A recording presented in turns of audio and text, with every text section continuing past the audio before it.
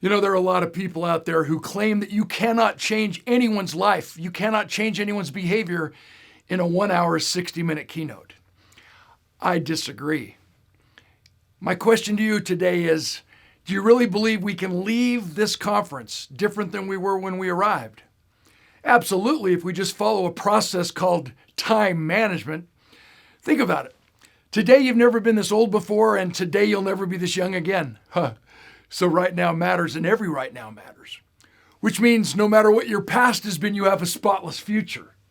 Which means you can't always control what happens, but you can always control what happens next. Are you with me? So again, I ask, do you believe that one moment in time changes everything, that we can actually leave this conference center different than we were when we arrived? I do. Proof. I was on the program with Henry Winkler, the Fonzy from Happy Days. Clearly, one of the funniest guys I've ever met. And the tragedy here is that some of you are so young, you don't even know who I'm talking about. You need to go Google him. The coolest guy who ever lived. Started a 1970s sitcom on television called Happy Days, and he played the character the Fonz. Hey, whoa. Henry Winkler and I, we finished our speeches, and he decides he wants to take some time off, treat himself to a matinee movie. So he shuffles himself through the aisle of the theater, and as he turns to sit down in his chair to look up at the movie screen, the little girl sitting right behind him smiles this giant smile. She points her finger and she slowly says, "Fonzie." Henry Winkler immediately snaps into the Fonzie character from Happy Days. Hey, whoa. And the lady sitting next to the little girl passes out. Henry Winkler milks the moment. Whoa, I thought this only happened on TV drama. Hey, how cool is this? Whoa. Theater manager comes out, takes care of the woman's needs. She's lying in the aisle, cold pack on her forehead. She's asked one question. Why did you pass out?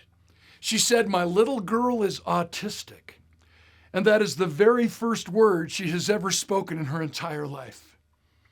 Yeah, one moment in time can change our lives forever. You gotta believe.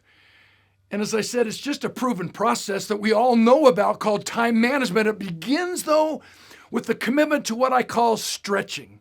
Not changing, stretching. Do you agree that change from the outside in is reactive change and it creates pressure? Oh no, now what? Oh no, the economy. Oh no, the interest rates. Oh no, my new sales quota. Oh no. Change from the outside in creates what we call pressure.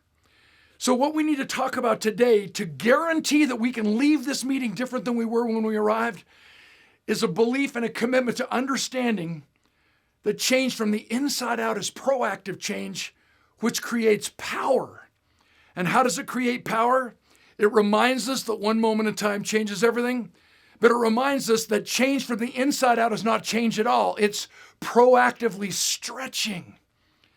To illustrate, I snapped my Achilles tendon playing basketball with the guys on my street, trying to be 20 years old again.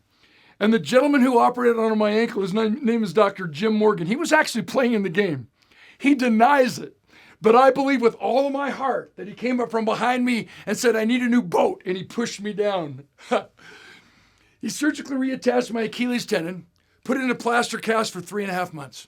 I got the cast off, and I was immediately placed into physical therapy. Any of you ever been in physical therapy?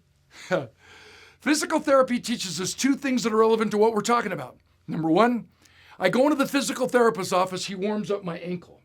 Then he takes the tip of my foot and he bends it and stretches it to a place it's never ever been before. And as I'm sitting there hanging on with visions of sugar plums pinballing around in my head, he lets go. And it flips back into the exact same spot it was in before he started to stretch me. Wouldn't that be a complete waste of your time, of your money, of your life that you'll never ever relive again? If we as speakers and presenters do everything we know how to do to stretch you intellectually and emotionally, and you just leave this conference, go back home and flip on back into the exact same spot you were in before you arrived. That's what happens most of the time, and that's why we discount the importance of meetings. That's why we badmouth and discount the power of a motivational speaker. And have you ever heard a motivational speaker speak before? Yeah, don't get so excited. I don't enjoy them either. They always say weird things like, we become what we think about. That's not true. If that was true, I'd have been a woman by the time I was 12 years old. I want to be an inspirational speaker because in my mind, that word inspiration seems to indicate that the stretch or the message will outlast the meeting. Duh. Which brings us to the second thing we learned from physical therapy. You have to stretch before you strengthen. And here's the kicker. All the strengthening occurs in the area past the point of discomfort. I know a lot of superstar athletes. I know a lot of superstar professionals. Can I be so bold as to throw myself onto your heap? We have the ability to push ourselves to the point of discomfort all by ourselves. But I know of no one who has the ability to push themselves into the area past the point of discomfort all by themselves.